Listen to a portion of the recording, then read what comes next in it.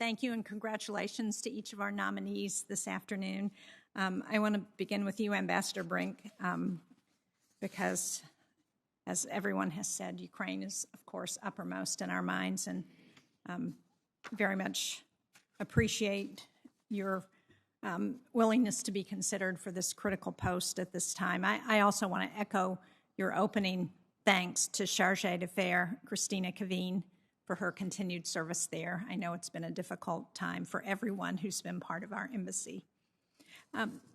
As we look at the hundreds of thousands of refugees from Ukraine, obviously the majority of them have been women and children. And I'm particularly concerned about how we support the women and address potential trafficking issues. And can you speak to that and to how we can ensure that the women and girls and the children who have fled the war in Ukraine don't become victims again because of sex trafficking? Thanks a lot, Senator Shaheen. At the beginning of the war, I had the chance to go to the border between Ukraine and Slovakia, and it struck me, the thing that struck me the very most was that everyone coming across the border was a woman or a child, or even children on their own. I can say that throughout my career, the issue of trafficking in persons has been one of my personal priorities, and I'm very happy it's your priority and also one of the Congress's. And every time I've served in a country, I have focused in on helping each country become better able to stop trafficking and recognize trafficking. And so I have worked very closely with our Office of Anti-Trafficking Coordinator, we call JTIP, and I will look forward to working with them, in particular because Ukraine has long been a source country.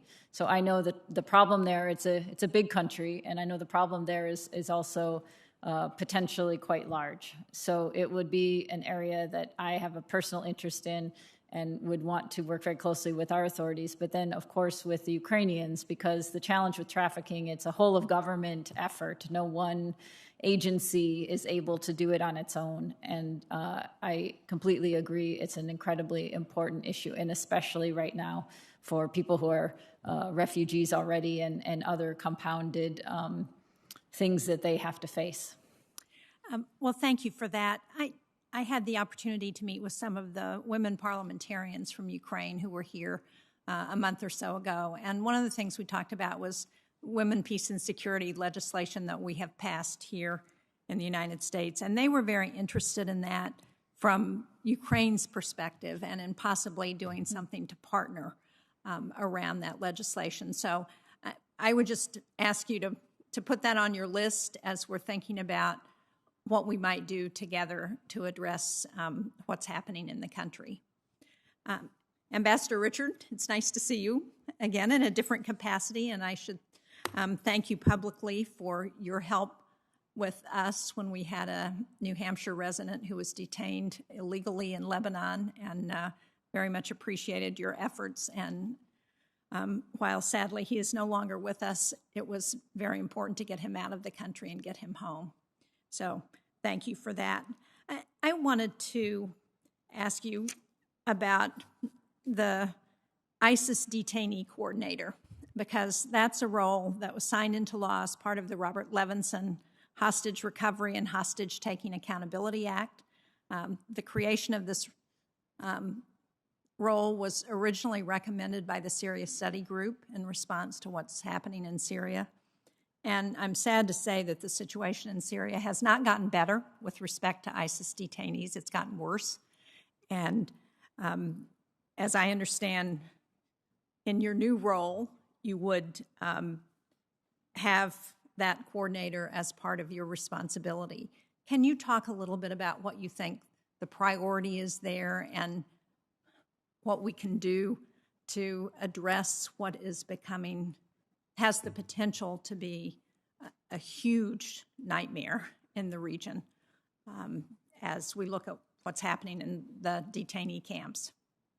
Well, thank you very much for the kind words about Lebanon, and it's a pleasure to see you too. And may I also say here on the record that I've so valued the collaboration between yourself and us in the country team for many, many months, and I've used that so many times with younger officers to say this is how it can work and how beautiful it is when we work together. So thank you for that. On the foreign fighters issue, the foreign terrorist fighters issue is in my office, and I've mentioned earlier in this hearing that it is really one of the top 1 or 2 issues on the plate, because it's an inherently unstable situation that does get worse by the day.